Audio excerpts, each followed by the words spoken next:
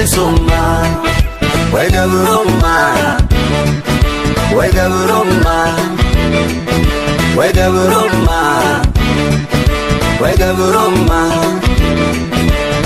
ifni limullata dukkanan duba obsi alamigo obsi asababo filfilna wala rgina bilisumma tole daawwattoota keenya bakkuma jirtan hundatti ashama isinin jechaadha sirba Khadir Martuudha obsiyaa woboo kan jiru kana waliin dhaggeeffanneeti jirra obsiyaa woboo Finfinnee irratti wal agarraa je'ee sirba kana jaarraa abbaa gadaatii fi wallisee way osoo sideete haati tante marraa lama jee sooressa jaarraa abbaa gadaatii fi Khadir Martuun wallisee Khadir Martuudhaas rabbi umrii haa dheeressu jaarraa abbaa gadaatis rabbiin rahmata haa godhuu fi jannata 8 rabbiin haa qananiisu jennaani.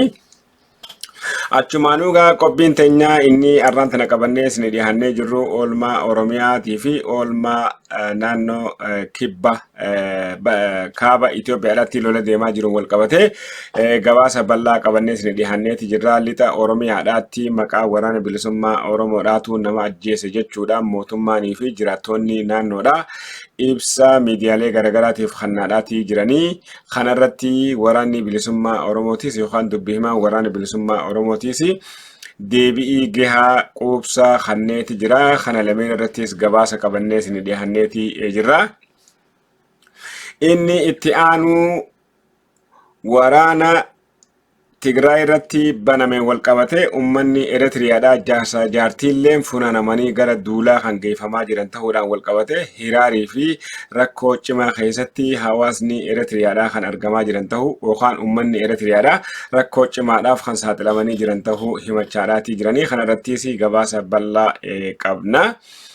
Akkasuma duguuggaa sanyii Tigraay fi duguuggaa sanyii hidhattoonni Tigraay Afarii fi naannoo Amaaraa keessatti gaggeessan jechuudhaan ibsa mootummaan Itoophiyaadhaa guyyaa arraan tanaa baasee ilaalchisee kanarrattis gabaasa qabna. Maaliif guyyaa kaleedhaa fi dheengadda qorattoonni mootummoota gamtoomanii waraanni Itoophiyaadhaa yookaan waraanni federaalaa kan Abiy Ahmediin hoogganamu naannoo Tigraayitti sirnaan kallattiidhaan duguuggaa sanyii gaggeessan jechuudhaan ibsa mootummoota gamtoomanii irraa bahe kana faalleessuudhaaf isaanis TPLF Afarii fi naannoo Amaaraatti duguuggaa sanyii gaggeessan jechuu ibsaniiti jiranii. Kanarrattis gabaasa bal'aa qabna. Hamma qophii teenyaatti akka waliin turtan gamanumaan isin afeeraadha. Like, share, subscribe waliif godhuu hin dagatinaa jechuudhaan qophii teenya tanatti seenna. Daawwattoota keenya egaa irra deebi'ee bakkuma jirtanitti halkanis tahee guyyaadhaas tahee bakkuma jirtanitti ardii kuraa addunyaa tanarratti bakkuma argamtanitti salaamanni keenya ka'onni irraa buqqee isin haa dhaqqabu isin jechaadha. Oduu yookaan oolmaa Oromiyaadhaatii fi oolmaa naannoo sanii kan Hegereen News Networking guyyaa arraan tanaatiif qopheeffateen isin biraan ga'e. Hamma qophii teenyaatti kan waliin turtan irra deebi'eetiin ashamaa isin ja'a. Jalqabatti waraanni bilisummaa Oromoodhaa lixa Oromiyaadhaatti arraan tana ajjecha hamaa gaggeesse jechuudhaan mootummaanii fi jiraattonni naannichaa ibsaniitii jiranii. Duula yookaan ajjecha hawaasa naannoo sanitti jiraachaa jiran hawaasa naannoo sanitti jiraachaa jiran irratti gaggeeffame ilaalchisee waraanni bilisummaa Oromoo yookaan dubbii himaan isaanii ibsa waan kanarratti kanneetii jira. Mee ibsa isaa kanas ni xiinxalla. Gabaasa yookaan hooggantoonni mootummaa naannoo saniitii fi jiraattonni naannoo sanii hidhattoonni waraana bilisummaa Oromoo jedhamuudhaan beekaman kan naannoo san keessa sosohaa jiran akkanatti nu fixaa jiran jechuudhaan himata isaan himatanii fi deebi'ii dubbii himaan waraana bilisummaa Oromoo isaaniif laate wal duraa duubaan isinii dhiyeessina. Hamma qophii teenyaatti kan waliin turtan gamanumaan affeerraa teenya cimsinee itti fufna na waliin turtan. Kibba Itoophiyaa aanaa addaa Ammaarroo ganda Dorbaadee jedhamu keessatti guyyaa kaleessaa fulbaana 11 bara 2015 haleellaa gareen hidhattootaa raawwataniin namoonni 5 ajjeefamuu isaanii Yoonaataan Zabdiyoos jiraattotaa fi aangaa'ota aanichaa haasofsiisuudhaan gabaasee jira. Haleellaan kun kan raawwatame garee hidhattootaa waraana bilisummaa Oromoo ofiin jedhuu fi mootummaan shanee jedhee waamuun akka ta'e hanga'oonni mootummaatii fi jiraattonni ibsuu isaanii kan hime gabaasni kun namoottan ajjeefamanii alatti namoottan 3 madaa'anii hospitaala Keellee keessatti wal'aanamaa jiraachuu isaanii hojii raawwachiisaan hospitaalichaa obbo Ballaxee Daffaarri ibsuu isaanii beeksiseera. Ajjechaan kun kan raawwatame garee hidhattootaa waraana bilisummaa Oromoo jedhee of waamuun akka ta'e VOA'n kan bilbilaan haasofsiise bulchaan aanaa addaa Ammaarroo obbo Wagan Buzanee mirkaneessuu isaanii gabaasni Yoonaataan Zabdiyoosii ibsee jira. Dhimma kana irratti dubbii himaa waraana bilisummaa Oromoo kan ta'an obbo Odaa Tarbii deebii VOA'dhaaf kennaniin dhaabbanni isaanii gochicha akka hin raawwanne akkana jechuudhaan ibsanii jiru. Waraana keenya miti wanta akkasii kan raawwate kan hubatamuu qabu naannoo sanatti erga uummanni daangaa irratti wal dhabee wal loluu jalqabee waggaa 3 ta'eera. Uummanni wal dhabee kun immoo uummata Burjii, uummata Konsoo fi uummata Kuuree kan jedhaman kan aanaa Amaaroo keessatti argamanii daangaa irratti wal loluu erga galanii waggaa 3 ta'eera. Maqaa isaaniitti immoo qaamata hidhatee bosona naannoo sana keessa socho'u hedduudha. Adda baasuunis ni ulfaata. Silaa osoo dirreen siyaasaa biyya kanaa banaa ture dhimmi kun waggaa 3 dura furmaata argachuu danda'a ture. Haa ta'u malee uummanni naannollee gara walitti bu'iinsa hidhannootti dhiibame jechaan tibbanna raawwata sababa waldhabdee kanaaf. Ga'een nuun waldhabdee kana keessatti qabnu akka gara Oromiyaatti hin babal'anne eeguu qofa. Kanaachi nuun ilaallatus waan nuun keessa gallus miti. Waggoota kana keessa sababa walitti bu'iinsaatiin siviilonni 200 du'anii namoonni 10,000tti lakkaa'aman immoo qe'ee isaanii irraa akka buqqa'an ibsa bulchaan aanaa addaa Ammaarroo sagalee Ameerikaatiif kennan irraa baruun danda'ameera. Ani har'a guyyaa har'aan tana Odaa Tarbiidhaa dubbii himaa waraana bilisummaa Oromoo jedhamuudhaan ala kana jiraatu har'aan tana harkaan dhawaaf. Maaliif akkaataan inni guyyaa har'aan tana haga deebisaa san keessatti haga gabaabaa san keessatti deebisaan inni itti kennee hedduu akka ajaa'ibaatti odeeffata gahaa nama argate fakkaata. Yeroo gaa telefoonatti bilbilanii warri VOA'dha waan akkanarraa si gaafachuudhaan deemna jedhaniin innis marroofatti bilbilee gaa odeeffata gahaa argate fakkaata. Saniifuu har'aan tana deebisaan inni kenne hedduu bareeda. Hoggaa garii immoo osoo hin hubatiin waa hedduu wal keessa dhawaadhaati. Oromoollee tuffachiisee maqaa waraana bilisummaa Oromoo amma gaa VOA malee namnummaa waa isa gaafatu hin jiru. VOA qofaatu beene gaa kunis waan hidhata waan walitti qabanii VOA qofaatiitu dubbii himaa waraana bilisummaa Oromoo jeessa dubbisaa jira malee miidiyaaleen guutuu addunyaa guutuun isa lagatan maaliif mucaa muuxannaa dubbii himuudhaaf muuxannaa hin qabne cimina siyaasaatii fi beekumsa naannoo sanii lafarratti waan akka wanni beeku hin jiru lafamma himu tana umarran beeku garuu har'aan tana akka gaarii deebisee saniifuu galatoomii jeetiin irra deebi'ee harka dhawaa fi inni ga'anii duraan lixa Oromiyaa jeessanii dogoggora kiyyaa dhiifama isin gaafachaadha kibbatti naannoo kibbaatti gosa achitti walitti bu'aa jirantu kan dhufee nugataadhaa jiru waraana bilisummaa Oromooti jedhanii ifaan ifatti himatan. Waraana bilisummaa Oromoodhaatu nugataa jira jedhanii ifaan ifatti himatanii aangoonni mootummaadhaatiis waraana bilisummaa Oromoo shanee jedhamuudhaan beekamuutu uummata gataadhaa jira yaani kibbattis amma yoo biyya san keessatti immoo qaruuraan cabee yookaan buqqeen cabee yookaan namni gufate waraana bilisummaa Oromootu waan kana hojjetee jee mootummaanis himaadhaa jira maaliif kan maqaa balleessii waan barbaaduu fi arragaa haga fedhee hoo ta'uu dubbii himaan isaaniitiis arra irraa deebii gahaa kanneeti jira asitti galatoomaa jechuun barbaade gaa ani silaa wanni barbaadu waan kana hedduu shaagalee kitaabban garagaraa qophiilee garagaraa sa'aa 24 waan Oromoodhaa kana shaagaluu isa barbaachisa maaliif dubbii himaa jechuun waan laafaadhaa miti amma gabaasa isaan ganamuu achi abdeet isa godhan mata qabateeti gabbahee dubbataadhaa jira. Saniifuu ani yeroo hedduu wani isa qeequu fi namni kuni bakka isan madaallee jira yaani dubbii himaa waraana bilisummaa Oromoo jechuun waraanni bilisummaa Oromoo uummata miliyoona 60 bakka bu'ee qabsoo gaggeessaadhaa jira yaani firummaa hooggana naannoo sanii hojii gaggeessaa jiru wajjin qabuuf jecha dubbii himaa jedhanii isaas kaachuun dogoggora guddaadha qabsoo Oromoodhaati qabsoo warra tokkooti miti saniifuu dubbii himaa yoo barbaachise ala kana namoota hayyoota beeytoota meeqaantamii jira har'aan tana guyyaa kaleedhaa namni amma seenaa jimjimoodhaa dura teessoon ollaadhaa Jineefaadhaatti gabaasa dhiyeessadhaa jirti.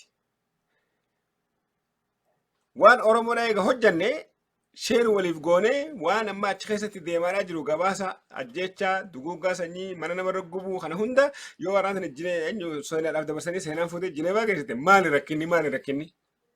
rakkinni mucaa takka mana isaatii gabbee kaafteriyaa dhaqoo malee dhaqee mana deemuu malee humaata kan beekne dubbii hima jennes nama kaayuun dogoggora guddaadha tuni qabsoo Oromootti illee maqaa balleessuudha qabsoo Oromootti illee taphachuudha biliis waan kana sirreessaa jennee hoggu hedduu dubbannee jirra ammoo namni hedduun miidiyaaleen hedduun xiinxaltoonni hedduun waan kana beekaatii waan Oromoodhaati ittiin buunu jennee callisan malee wanni waan Oromoodhaati yoo nuti hin callifne kabiraan callisu saniifuu waan kana sirreessuun maroorraa barbaachisaadha jennee dhaamsa dabarsuu barbaanna amma gaa biyya san keessatti maqaan waraana bilisummaa Oromootu nama ajjeesaa jira. Hajaamu kun ifaan ifatti dubbatamaa jira. Guyyaa aaraa osoo halkan hin ta'in dubbatamaa jira. Amma gaa nuus akka miidiyaalee Oromootti akka aktiivistoota Oromoodhaatti akka siyaasota Oromoodhaatti wanti irra geenye tokkotu jira. Namni immoo fakkaataa jaamu waraana bilisummaa Oromoo naatu hooggana jee naannoo san keessa wallagga keessa soso'aa jiru. Ifiin uummata akka ajjeesaadhaa jiru. Warra ajjeesuu dadhabe qawwee karraa gurrachaa jiru. Qawwee gurrate san geessee akka Gondaritti, Bahardaaritti, Goojjaamitti akka Amaara gurgurachaadhaa jiru. Amaarri achi dhufee asitti Oromoo akka gudeedaa jiran, akka Oromoo saamaa jiran, ka godhaa jiru Oromoodha. Maqaan inni godhuunis maqaa waraana bilisummaa Oromoodhaati. Biliis wanni kun dhaabbachuudha qaba. Keessattuu ka achitti humna qabu, ka baawara qabu, ka waraana gahaa qabu, ka ji'aan waraana leenjisee naannoo sanitti bobbaasaa jiru marroo waan ta'eef marroo dirribaa waan ta'eef waan kana sirreessuudhaatu irra eegamaa jennee isallee dhaamsa dabarsineefii jirra. Maaliif naannoo ati keessa sotu keessa hattuun jiraannaan saamtonni jiraannaan warri nama ajjeesu jiraannaan si godhe jaamu malee shiftoota santu godhee namni ija'u hin jiru. Wallagga namuutu siin quba qaba. Sanii miti Oromiyaadhaa namni siin quba. Oromiyaadhaan tana abdii sirra kaayyatee jira dhiiroo. Yoo nufi kana madhageessu ta'e yoo kana madhageessu ta'e biliis nu dhagaye. Yoo kana madhageessu ta'e araantan Oromoon abdii guutuu sirra kaayate duraan abdiin uummataa ka turte Jowaar faadhaa, Baqqalaa faadhaa, warra Kaafa'oo faadhaa karaa nagayaatiin qabsaa'anii manuma kajuu Oromoon gaafa Jowaar Mohaammed Arabaan dhugaadha simatee akka gaarii simatee garuu karaa nagayaa kun nun baasu wujee Oromoon afaan guutatee Jowaar Mohaammeditti himee jira namni karaa nagayaa didee mukatti cabsee bosona bahee uummata kana humnaanii Oromoo qabatanii humnaanii irraa kaasa jee si qofaa jira. Saniifuu abdii uummataa taatee jirti.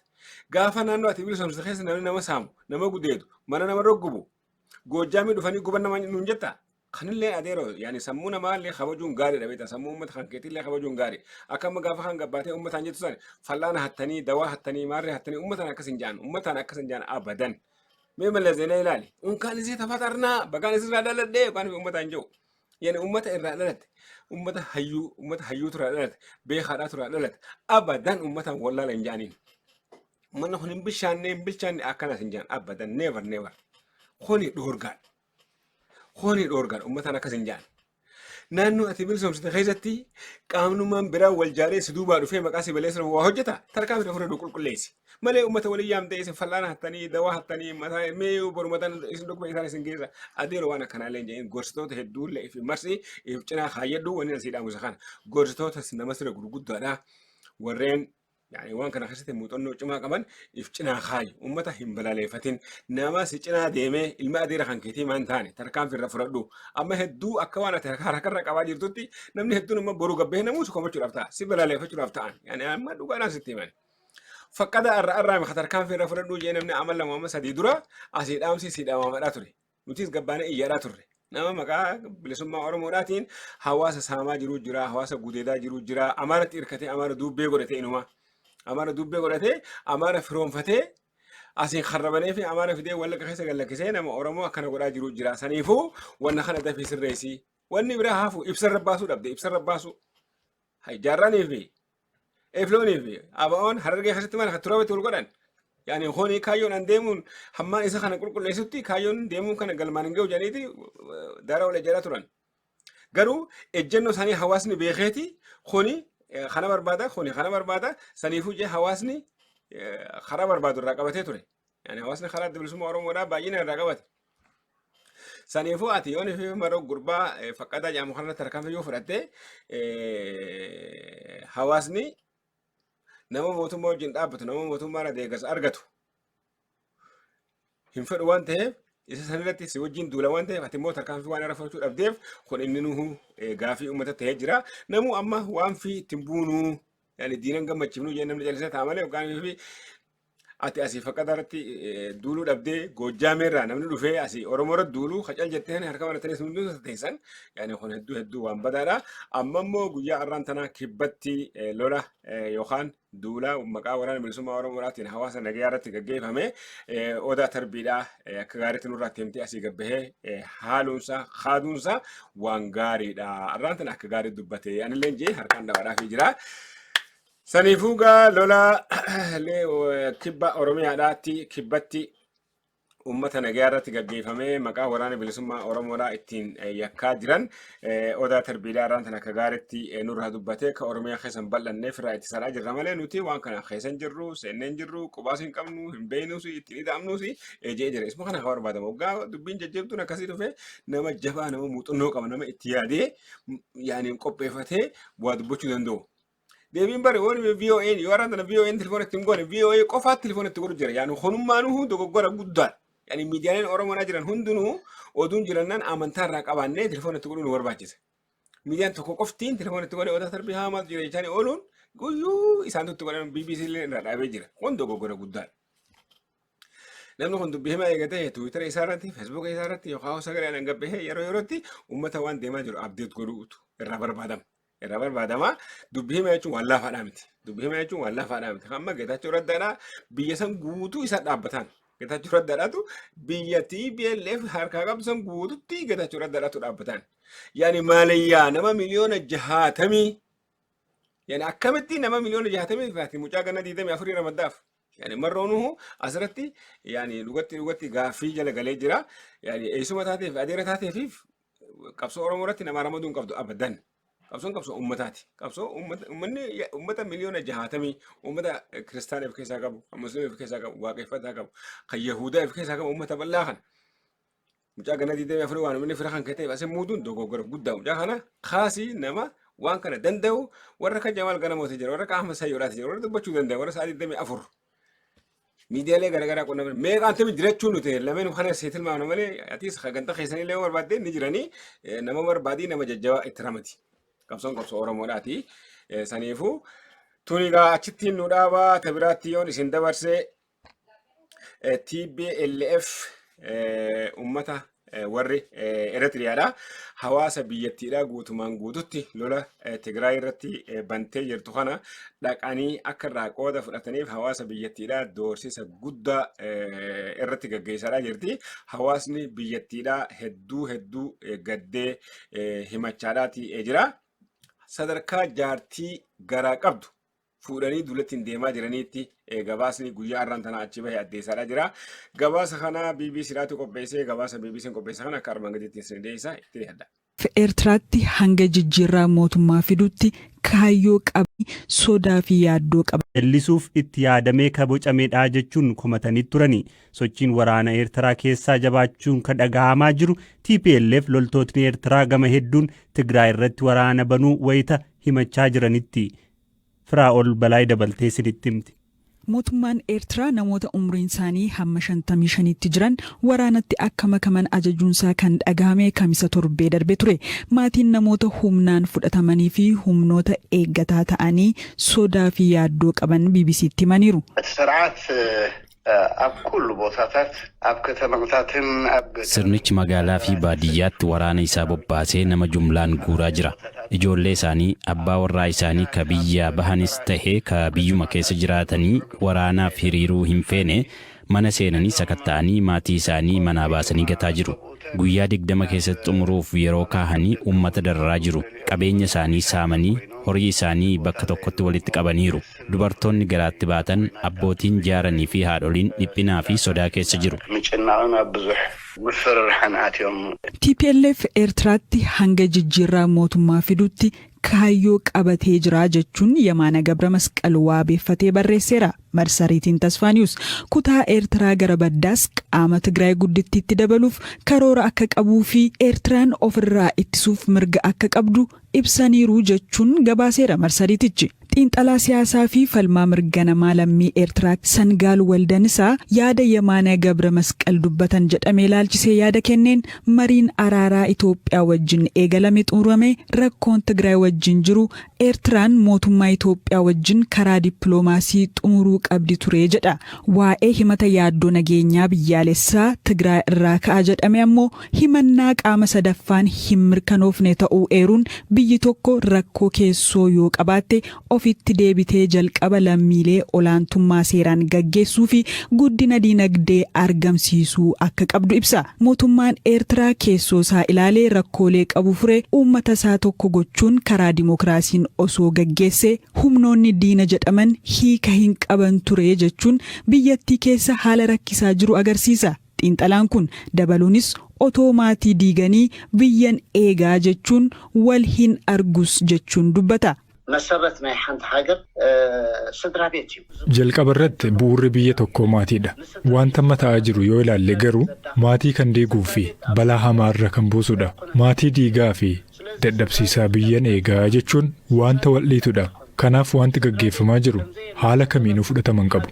ስለዚህ ብዝኾነ ዓይነት መለክዒ ቅቡል ኣይኮነን Siyaasa Eertiraa itti dhiyeenyaan kan hordofuu fi mirga namaaf kan falmu Daas Balaa Maharii ammoo yaada Yemaana Gabra Masqal haleellaaf saaxilamneerraa jedhu mala abbootiin irree dhugaa jalaa dhokachuuf uumanidha jechuun kufaa godha. Xiinxalaan siyaasaa kun Eertiraatti maatiin horii isaanii osoo hin hafin qabeenyi isaanii jalaa hatamee akka jiran ibsuun namoonni gadda guddaa keessa akka jiranii fi biyyattii keessatti seenaa dukkanaa'aa ta'e galmaa'ee akka darbu dubbata. Ijoolleen ishee lama waraana keessa jiraachuu kan himte jiraattuun Eertiraawwiin taan immoo hanga yoomitti dhiigaan jiraannaa jechuun gaafatti. Uummanni Eertiraa garaa qulqulluun Waaqayyoo irraa araara akka kadhatus gaafatti. Loltootni Eertiraa gara naannoo Tigraayitti galuun haleellaa raawwataniiru gabaasa jedhu hordofuun gamtaan Awurooppaa gochichi lolicha caala jabeessaa jechuun akeekkachiiseera. Gamtaan Awurooppaa qaamoleen hunduu waraana dhiisanii uummata isaaniif jecha marii nageenyaatti akka deebi'an irra deddeebiin gaafannaa jechuun hoogganaan dhimmoota alaa fi imaammata nageenyaa EU Joosef Borrell ibsaniiru. Amma gabaasa BBCdhaan qophaa'ee waliin dhaggeeffanneetii jirra. Sababii duula waraanni Eritiriyaadhaa Tigraay irratti baneen wal qabatee waraana biyyattiidhaa ganna amata 55 irraa qabee hamma ganna 18tti biyyattii keessa jiran guutumaan guututti gara lolaatti akka deeman Eritiriyaan ajajjeetii turte. Kanneen dhaabbilee garaagaraa NGO garaagaraa keessallee hojjechaa jiran guutumaan guututti tokko osoo hin hafin NGO biyya san keessatti hojjechaa jiran hunda nama barbaaddadhaa, nama biraa bakka buufadhaa, lammii Eritiriyaadhaa hunda duulatti ofuudhaa deemnaa jedhanii fuudhanii deemaniini. Amma gaa biyya san keessatti namni biyya san keessatti waraanan tahin deebi'eetu waliin fuudhuu warra waraana ture. Kagalee wal fuudhee jaarsa jaartii ilmoo eeggachaa jiran jaartii ulfaa hunda gara lola deemaa jedhaniini hiraarsaa jiranii. Inumaa warra lola deemuu ture yookaan ijoolleen isaanii baatee ala jirtu dhufanii mana isaanii fattashanii mucaan keessan dafaatii fidaa mucaan kan hin jiru yoo isaan meeshaa isaanii mana gagguuranii alatti meeshaa duraa gubaadhaa jiranii. Nama gari inumaa rasaasanuu dhaawanii ajjeesan faadhaatiitu himamaa jira Eritiriyaa keessatti maaliif lola gara Tigraay hin deemne jedhaniiti. Amma gaa dubbi himaan mootummaa Eritiriyaadhaa akka himaadhaa jirutti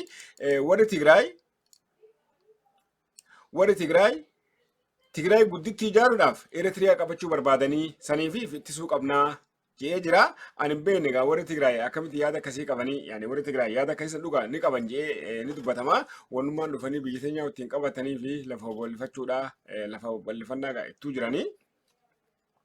Ammoo Eritiriyaa qabanneeti if jala deebifnee Eritiriyaa yookaan Tigraanyaa guddoo takka jaarraa jedhanii yaada akkasiisan haa qaban isahu amma gaa dubbi himaan mootummaa Eritiriyaadhaa akka inni himatti Eritiriyaa Tigraay gudditti ijaaruudhaaf waan deemaniif nuti if ittisuudhaaf dirqamnee waan jiruun waraana gaamma kallattii hundaan waraana Tigraay irratti bananiiti jiranii naannoo hedduu harkatti galfatanii jiraachuudhaatu himamaa jira.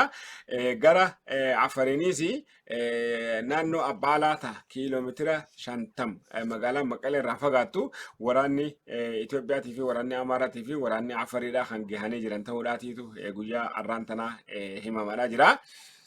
Akka gaa dubbi himaan TPLF obbo Geetaachoo Raddaadhaa eega'utti waraanni Eritiriyaadhaatii fi waraanni Itoophiyaadhaa akkasuma milishaan naannoo Amaaraa gamtaan ta'uudhaan deemanii magaalaa Maqalee dhuunfatanii eegasii isaanii bakka qubatee taa'u qabu nu wajjin haasoo barbaadanii isaanii humna godhate jeeti jira.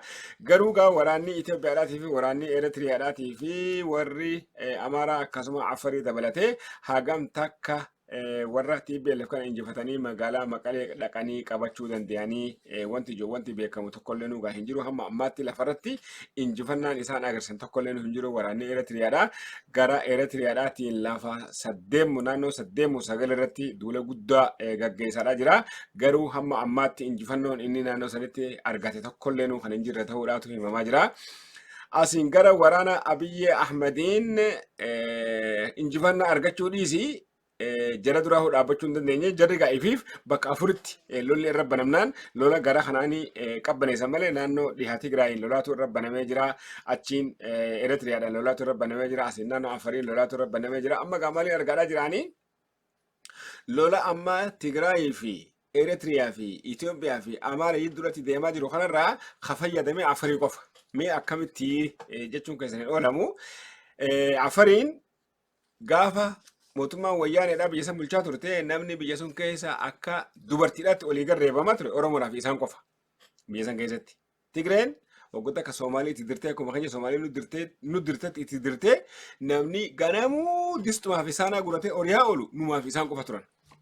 Namni oriyaatuma bee osuma oriinuu kophee nurra dhumte yaani Baaleen, Gujiidhaan, Booranaan, Harargeedhaan osuma oriinuu Soomaalii jalaa waggoota akka kaan jalaa namni gara Wallaggaatiin Gumuz xiyyaanii uummata fiti xiyyaan mus qawweehu hin furanne qawweehu seenaa gaarii qabna afaaniin himuun bu'aan qabu lafarratti immoo wanni nuti argaa jirru waan biraati. Saniifuu warri eega TPLF biyya gallakkisee jedhamte warri fayyadame warra TPLF warra Afariidhaati. Akkamitti nama 40 olii leenjiseef Abiyyi Ahmedii booda qawwee waan hidhachiisu dhabe. Waan hidhachiisu dhabee Haayimeen obsa ni turanii booda Aforqeen deemanii himatanii Aforqeen dhufe hidhachiiseen. Aforqeen ulaagaa isaa akka isaaf guutan barbaada. Maaliif Aforqeen Jabuutiidha wajjin wal diddaa qaba. Jabuutiidha wajjin waan wal diddaa qabuuf Itoophiyaa keessaa hiisii naannoo Amaaraa harka galfatee waan jiru naannoo Amaaraa arraa miti. Inni Itoophiyaa takkitti warra Amaaraatii wajjin durmaanuu walii galteensaa isaanis bahara akka fayyadaman inninis Itoophiyaa keessa akka fayyadamu keessattuu naannoo kibbaa kana amma jaartiin Aforqeedhaatii fi ijoolleen isaa hundinuu hawaasaa jiran naannoo kibba biyyattiidhaa kana Aforqee harka kaanii achirraa qonnaan uummata isaa tajaajilachaadhaatii jira. Amma gaa Soomaalii waan jibbuuf Afarii akka gaariitti hidhachiisee gara kaaniin Tigraay Afar hijaa waan irraa qabduuf gaafa ganna 27 biyya san bulchaadhaa turte Soomaalii dirtee Afar guyyaa tokko haran baafachifne guyyaa tokko. Afaruma reebdi Somaaliin. Saniifuu Afar lafa isaanii Tigreen bakka afuritti gargar baaftee qabatee turte. Takka OBDO Afarii harkatti waan garii dhiiftee lafataan ifiif qabattee lafataan Somaaliif kanatee lafataan galaanatti gallakkifti. Maaliif? Leenii Awaash dhufee gubbaan dhangala'aa addunyatti iyyatti maqaa kanaan gargaarsa fuutii gargaarsa kana fuutee Tigraay hin jaarti. Akkuma Oromiyaa godhaa turte. Amma warri Afar eega haali san isaan mudatee deebi'anii amma Aforqeen isaan hidhachiisee guyyaa TPLF waraanaati galgala Soomaalii waraanan.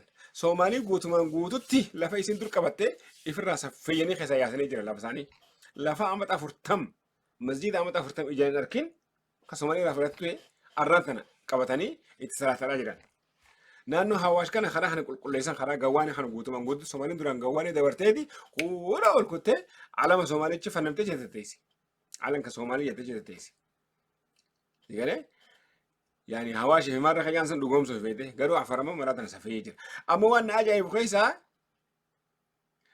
Barlamaanni Itoophiyaadhaa yaani manni marii federeeshinii uummataa biyyattiidhaa dhiyoo tana gargaarsa Afariif baase miliyoona 14 waan ajaa'ibaa waan takkaan dhagahin.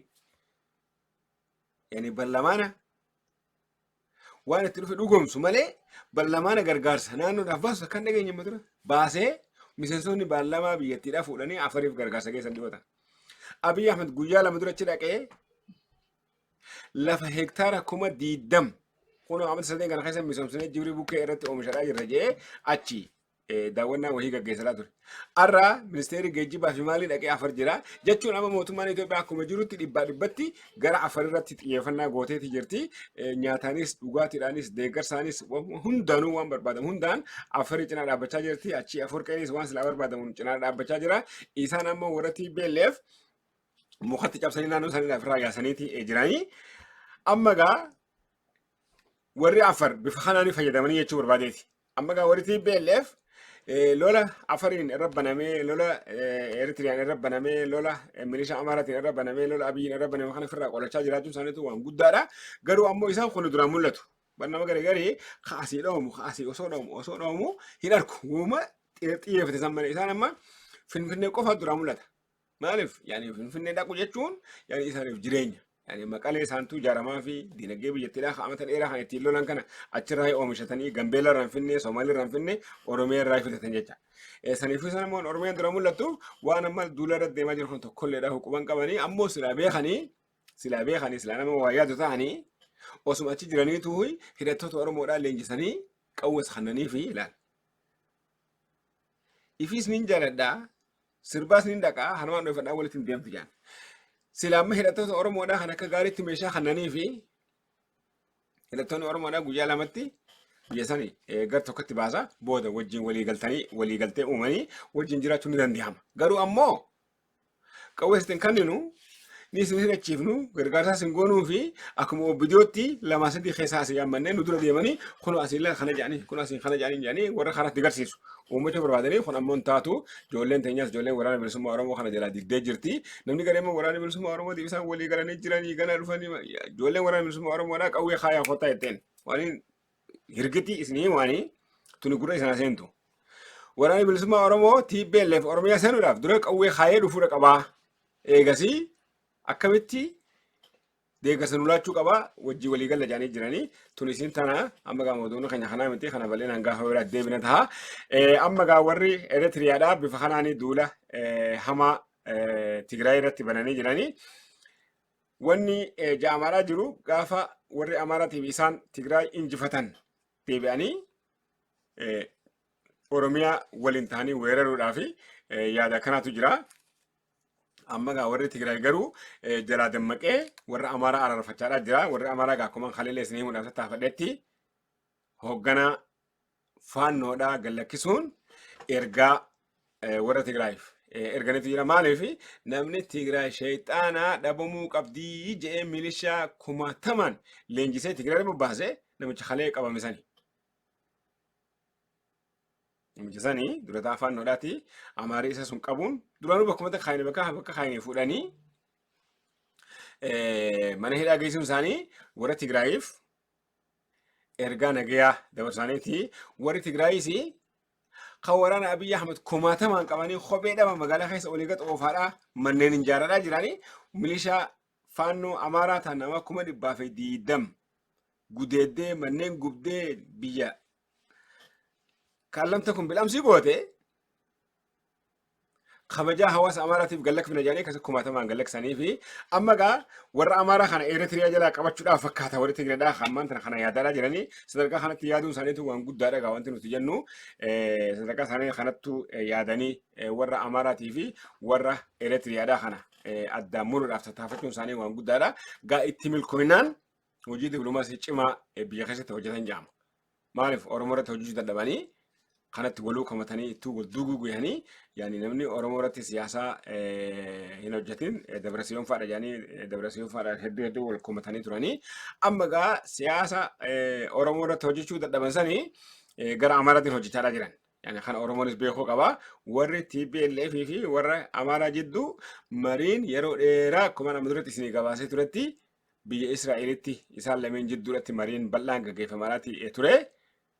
Amma immoo biyyatti warri Tigraayis ergaa nagayaa yani milishaan naannoo Amaaraa wanti as dhufteef dirqamteeti malee nu loluudhaaf miti jechaadhaa jira. Jechuun addaadha.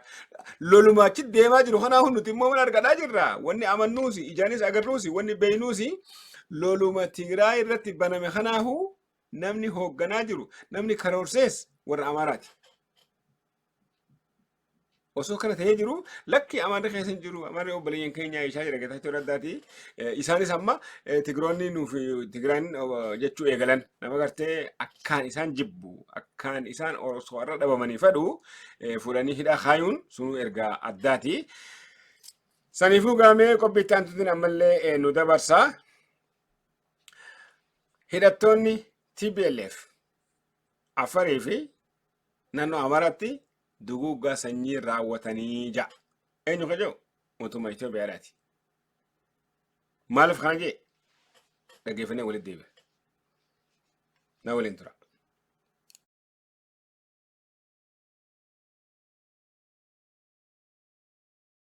ajjeefamuu fi sarbi mirga namoomaa raawwatamuu ibsee jira. Obbo Fiqaaduu Tsaggaa ዴታ ሚኒስትር ሀቃቲ ያገኛቸው የመጀመሪያ ደረጃ የሚባሉ ግኝቶች በእነዚህ ቦታዎች ላይ 2831 ሰዎች መሞታቸውን 1315 አካባቢ ሰዎች ላይ የአካል ጉዳት መድረሱን argannoo inni sadarkaa duraa bakkeewwan kanatti namoonni 2831 du'uu namoota 1315 irratti ammoo miidhaan qaamaa qaqqabu namoota 452 irratti sarbi mirga namoomaa olaanaan qaqqabu namoonni 36 eessa buuteen isaanii dhabamu adeemsa qorannoo kanaan mirkanaa'ee jira. Ajjechaan kun eenyuu fi akkamiin akka raawwatames obbo Fiqaaduun ibsaniiru. 831 ከፍርድ ውጭ የተፈጸመ ግድያን በተመለከተ በአብዛኛው ህወሓት የፈጸመው ሲሆን በሰሜን ሸዋ የተወሰኑ ወረዳዎችና ኦሮሞ ብሔረሰብ ዞን ላይ ሸኔ የተሳተፈ መሆኑን በምርመራ ሂደቱ አረጋግጠናል። ajjechaan murtii malee raawwatame kan namoota 2831 ilaalchisee harka caalaa garee Abut kan raawwatame yoo ta'u aanota muraasa Shawaa Kaabaa fi godina addaa saba Oromoo keessatti shaneen kan itti hirmaate ta'uu adeemsa qorannoo kanaan mirkaneessineerra. Ajjechaan kun namoota dhuunfaan kan raawwatame osoo hin taane kan karooraan hoogganamedha. Haalli ajjechaa kanaas irra jireessaan dhukaasa walirraa hin cinneen kan raawwatamee fi albeefaan kan raawwatame ta'uu mirkaneessinee jirra. Dubartoonni 2212 ta'an ammoo yakki dirqiin gudeeddii irratti raawwatameera jechuun gabaasa kana keessatti eerameera. Sababa rakkoo nageenyaatiin gara naannoo Tigraay deemuun tuutni kun sarba mirga namoomaa naannoo sanatti raawwatame gabaasa kana keessatti kan hin hammachiisne ta'uu ibsee jira.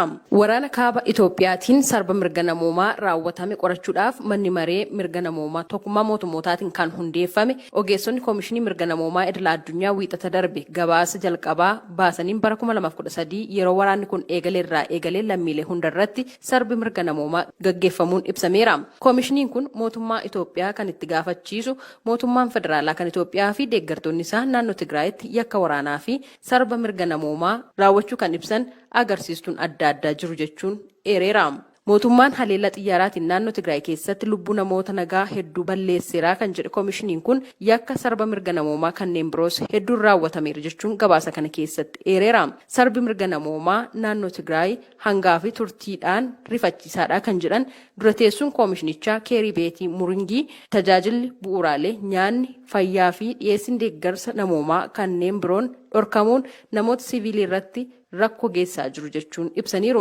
Kanaafis sarba mirga namoomaati jennee amanuudhaaf sababa gahaa qabnaa jechuun kan eeran mootummaan federaalaa beela akka meeshaa waraanaatti fayyadameera amantaa jedhu akka qabanis ibsaniiru. Gabaasni koomishinii kun guutuu miti dursee barreeffame ejjennoo siyaasaa qabaa jechuun kan qeeqe mootummaan Itoophiyaa gabaasicha kan hin fudhanne ta'uu ibseera.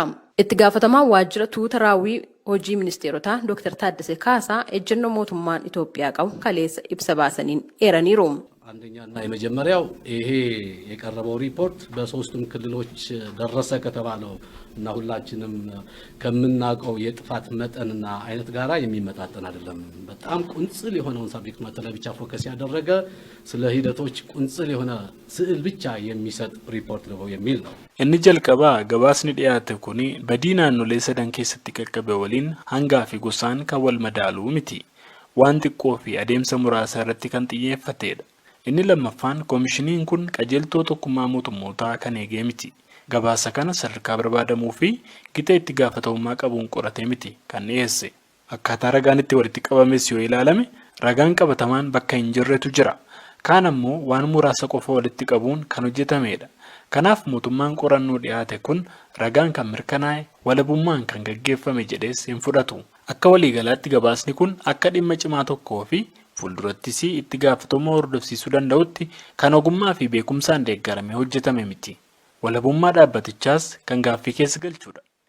Amnesty Internationaliin baatii guraandhala bara 2014 keessa gabaasa qorannoo baaseen humnoonni adda bilisa baasaa uummata Tigraay naannoo Amaaraa keessatti namoota nagaa irratti ajjeechaa raawwachuu, dirqiin gudeeduu fi qabeenya mancaasuuf saamuu ibsee ture. Haa ta'u malee gabaasa Amnesty International kan Koomishinii Mirga Namummaa Itoophiyaa fi kan Tokkummaa Mootummootaa gareen adda bilisa baasaa uummata Tigraay kan hin fudhanne ta'uu ibsee ture.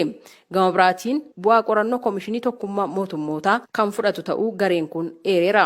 Biiroon dhimma alaa adda bilisa baasaa uummata Tigraay ibsa har'a baaseen mootummaan naannichaa gabaasicha akka fudhatu ibsee yakkoota rifachiisoo raawwataman koomishiniin kun akka qorate hubachiisee garuu tarkaanfiin hin fudhatamne jechuun hawaasa idila addunyaa qeeqeera. Koomishiniin mirga namoomaa Itoophiyaa gama isaatiin ogeessonni koomishinii mirga namoomaa idila addunyaa kan tokkummaa mootummootaa gabaasni dhiyeessan hanqinoota akka qabu hubachiisee jira. Naannoo Affaar keessatti yakki waraanaa fi sarbi mirga namoomaa raawwataman guutummaan guutuutti kan hin qoratamne ta'uu ibsa kaleessa baaseen eereera. Gabaasa sagalee Ameerikaatiif Tsahaay Daamxoo. Tole daawwattoota keenya gabaasa VOA'dhaan dhihaatee dhaggeeffanneetii jirra. Gabaasa kanaanii mootummaan Itoophiyaadhaa duguuggaa sanyiidhaa hidhattoonni TPLF Afarii fi Amaara keessatti raawwatan jedhu nama 2,830 wahii addeessee jira. Anamma waan asitti xiinxaluu barbaadu jira. Amma gara TPLFiin bashoo Tigraay keessatti duutee fi saree duutee fi mana gubate goojjoo gubate dhalaa gudeedamte guutuun guututti ragaa qabatamaa wajjin fuudhanii harka mootummaa addunyaa galfatanii jiran.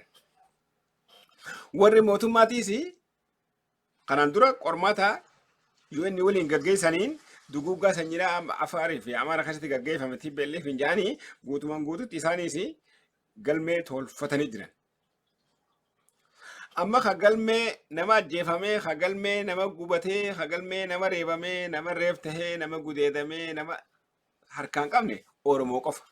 Ka ammoo ajjeefamaa jiru guyyarraa, ka mannirra gubachaadhaa jiru, ka biyyarraa godaansifamadhaa jiru, ka alagaan hundi qawwee hidhatee Oromoo dhawadhaa jiru Oromoo qofaa jira. Anammoo waan ittiin dhalu barbaadu isa kana. Hoggaa warri Tigraay lola amata sadeen kana irra deemaa jiruun miidhaa irra gahe guutumaan guututti galmeeffatanii addunyaadhaan gahatanii jiran. Kanaaf beenyaan nuu kafalamuu qabaa jechaadhaa jiran. Wanni Abiyyi Ahmed wajjin waldidan lola amma Tigraay irra gaggeeffamu kana guutuun guututti beenyaan nuu kafalamuu qabaa. Beenyaan gaafii yaani xarabeezaa irra teenyee negosheetti wajjin hin goonuu waa'ee beenyaa irratti. Meeqa akka ta'e harkaa qaban. Ameerikaalleen waan silaa godhamu san nuti isinii godha jeenee jira. Garuu lakkii yani isaan Abiyyi Ahmed nuwaa kafalu. Abiyyi Ahmed Shimallis irraa fuudha. Shimallis Oromiyaa irraa guura. Isaan kana barbaadan laala. Moorii Tigreedhaa kana barbaadan malee ka Ameerikaan isaanii kanneen isaanii manaa isaanii jedhu isaan hin barbaadan isaan. Isaan Abiyyi Ahmedin nuwaa kafalu jechaadhaa jiran. Abiyyi Ahmed eessaa fuudha? Shimallis irraa fuudha. Shimallis eessaa fuudha? Oromiyaa irraa guura jechuudha. Isaan kana keessaan deemaniif. Bakki isaan deemaniif bakka tana laala. Fagee isaanii dubbii laaluu barbaachisa beekanii. Wanuma irra guddina tokko isa kana. Amma warri ama Abiyyiitiis duguuggaa sanyii TPLF gaggeessa jedhan Amaaraa fi Afar keessatti galmeeffataniiti maallaqaan khasaaraa meeqa harkaa qaban. Kitaaba Quraanaa Afar keessa gubatallee harkaa qaban. Waan hundi tolfatee harkaa qaban isaaniis. Boru gaafa kun kana gaafiidhaaf dhiyaatu atis kana kafalees kana kafalaa dhufa. Booda manguddoon jidduu seentee atis kana dhiisiidhaan dhufa. Akkasitti kanaanoo Afarii fi kanaanoo Amaaraa Abiyyi Ahmed Shimallisiin waan kana bakka deemsa jaanii Shimallis akkasitti Oromiyaa irraa guuree qabeenya Amaaraatii fi qabeenya Afariidhaa bakka deebisu jiraata jecha. Yani rakkoo laalama bakka takkattuu kan hin hanqachuudhaaf hin teenye. Saniifuu nuti immoo keenyamee yani Wallaggatti faannoon Goojjaam irraa dhuftee hawaasa nagayaa gudeedaadhaa jirtu. Ajjeesaa jirtu manarra gubaadhaa jirtu nama 61 dhiyootan ajjeefame faannoon ajjeefteen horroo guduruu keessatti nama 61 qabeenyi isaanii kan barbaade hagam takka nama meeqa alaa fi manarraa buqqa'ee sababa kanaan godaane mana 18,000tu ji'a lama dura faannoon dhuftee irra gubdeen warra Harargee irraa ol gala jettee nama 40,000 olii Wallorraa Mangusa Lamara asii galchanii manarra gubaniin. Nama 4,000 miilaan wallo deebi. Oromoonni musliimaa ka walloo harargee nama 200 achirraa buqqaasaniin du'a dhiiroo kun hundinuu dawwaname yani galmaa'ee nutoo qaamatti dhiyeeffannu hin jiru moo addunyaan nun feetu akkuma jaarraa 18ffaa keessa Burtugaalee fi Raashiyaa fi Ingilizii fi Xaaliyaanii fi maarree minilikii qawwee kannaanii nutoo dhennee maa kadhachuu dhabne yani hin jijjiiramnu rakkoon teenya guddaan isa kana jijjiiramuudhaan nurra jira alagaan afaan nuti beenu beeka afaanuma afaan jarree amara dhageetti himu sanii nutis dhanneetti himachuu qabna amma seenaa jimjimoodhaa kalee wallaahi hedduun gammade gammachuu keessaan wallaahi shook ta'e akka tokko ta'e wayita isiin deemtee Jineevaa dhaqxee gabaasa dhiyeessuudhaaf deemtu meelaalame dubartiin takka ka hundi isii balaleeffatummaas maaliif gaa hundi banata ta'uu fedhe imeeluma waa katabuu malee gabbee alagatti waa himuun fedhu imeela waliif barreessu takka keenya amma gaaf tokko gaafa 2016 wayitaan biyya tana dhufu yani namoonni hedduun gabbahanii nu balaaleffachaa turan shanee badduu shanee maarree jedhanii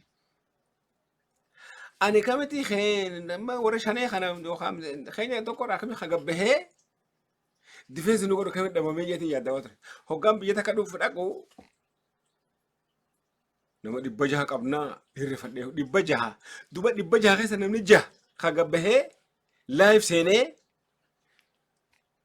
olen irra deemu kan irraa gadhaa'u kami dhabameen jeen sigale yoo ammoo gurbii seente miliyoona tokkootu waan alaa dhagee kana sitti haasa'u dhufe waan alaa dhagee kana ifi immoo gabbee haasa'uun beeku ani duraan numa qofaan see beete oroma abaa'oo qofaan see abaa'oo oromoo hunda jechuu kana taanaan ifi waliin haasa'u takka geenya gabbaanee alagatti immoo rakkoo teenya himuu keessatti 0-0 sabni tokko hullum 0 jeesa yani kana jijjiiruu qabna kana inna Allah ma yughayyiru ma biqawmin hatta yughayyiru ma bi anfusihim yani rabbiin ummata tokko olaantummaa nama hannuuf hangaaniif inni olaantummaa ifin yaadutti yaaddee bakka guddoon gaa gaafate jette rabbiinis irratti deeggara bakka guddoo sanis gaa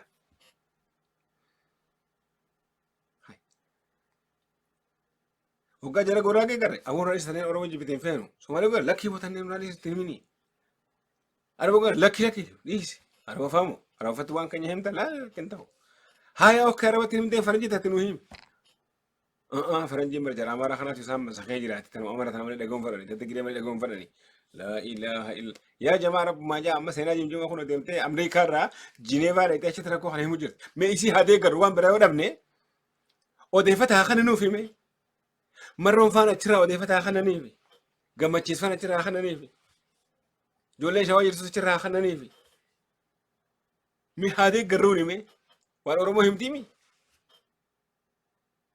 umne kana walde gare hisabe khadabata faya dunya dalagu duba rabatani rakko sanu so timatani rakko musani male rakko hawasa dunya himu disehu Dr. Tedros Adhanom rakko hawasa tigre male rakko hawasa dunya himu disehu wanin tigre defi hawasa tigre zallama maje rakko tigre ko fahimu senehu nuti tadalagaa hun qabne waan oromoo kanatti hojjedhaa jettu ni oonnaan yani faranjii hulatti dhayitee dhodhoyitee kun arraantana kana nama kana ajjeesan kun arraantana gabaasa xixiqqasha argattu gabaasa xixiqqasha nurraa faa argattu cirraa argattu kana walitti tolfattee akkasii deemtee gabaasatti kannaa haa wal deeggaruu barroo wal duubaa wal xinnisuu haa barroo rakkoon keenya hoggaan hannu tokko hulaa harkatee dhaqee hulatti waa himu arke ani maal fin dhaqee hin himini dhiisa ati umrii kan keetu dhaquun dandeessu amati dheeraa kana unguluu tokko hin dhayne arra hoggaa seenaa jimjimaa asiin dhayxa maaliif waan akkana tana tatte amudurattis waa meeqatti waan harka turaab goone hoggaa namni tokko dhaqee asiin hulaa dhaqee gaafaan hifee masrii dhaqee hoggantoota dhaabaa 18 narra walgee mee na dura maan dhaqin ana jira deemnaas tokko lee zonas akkasitti hafan waan akkana dhiisa hoggaa namni tokko dhaqee hulaa takka dhadhee hulaa alagaa takka banee isa deeggara waan qabdani tanna kunoo kana nuti himi jaa isa kanna maaliif hin dhaqinii tayyib ardiin addunyaa achuma dhaabbatte gaafa nama yoo masri malee biyya suudaan kunoo tokko hin dhaqu biyya suudina tokko hin dhaqu deeme biyya iraaq tokko hin dhaqu fitichi deeme masri dheenaan hundinuu hooggantoota 17 kan siyaasatti irra wal ga'e 17 kan odeeffata isaanii guutuutti harkaa qabu. Achiin irra wal ga'an tokko nan qunnamne ammaas maal qunnaman na duubaan waa biraa qunnama barbaada. Garuu tokko milkoon ka xayyaaratti dhufee deebi'ee jira. Xayyaaratti dhufetti ka deebi'ee jira. Saniifuu ammaas eega seenaa jimjimoodhaan kana waliin guurrattee addunyaa amansiifattee rakkoo uummanni Oromoodhaa ajjechaa isaanii gudeedaa isaanii deemaa jiru kanuma akka Tigraay caaluutu Oromoo irrattis deemaa jira jettee rakkoo akkasii isaanii deemaa jira. Yoo inni Jineevaa jirtu okkee hoottuu jaaniin akkasii dhaqxee machi jirti. Haa deeggarru marroo atis waan qabdu itti ergi. Duguugaan sanyii Wallagatti gaggeeffamaa jira. Yoomiif ol hin kaayyattu itti ergi. Faayila isiin isin nyaattu waan itti ergitti kanati itti ergi. Namoota waan qabdan itti ergaa. Ka ammoo lakkee akka isitti anis baqaifadhee dhaqee deemi kun Ameerikaa si dura tatteessi. Fuuli faayila waan qabdu itti dhaqee ministeera Hajaalaa dhaqee hulaadha dhayii rakkoo kanatti deemaa jira rakkoo itti himi. Dadhabdaa seenaa junjumatti kannaa nama karaa takka banate duuba dhaabbadhaa deegaraatti kannaa waan qabdan asirratti ibsitu. Waan hawaasni xiqqaan Tigreedhaa godhuu danda'e nuti maa godhuu dadhabneen gaaffii nu ta'uudha qaba silaa gaaffii nu ta'uudha qaba.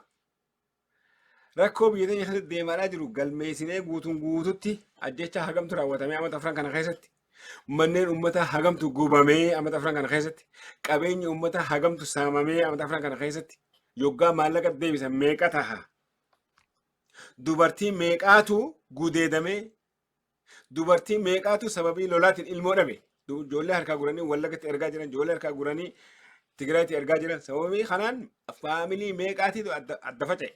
Yani kun hundinuu galmaa'u hoggaa galmaa'ee faayila yookaan diiskii nama tokko harka taa'uu hin qabu. Aboo diiskii sanuu jabeessaa faayila jajjabaa keessa jira. Mogadishoorraa Asmararraa maarree yani faayilaan olii gad deemu maal faayidaan yoo fuute addunyaatti honoo kanaa tahee jettee hin galmeessin. Way diiskuma jabeessaa ooluudhaafi namni 20 diiskuma kanarra ramadama. Koobbii kana birattis koobbii kana bira koobbii waan jajjabduudha.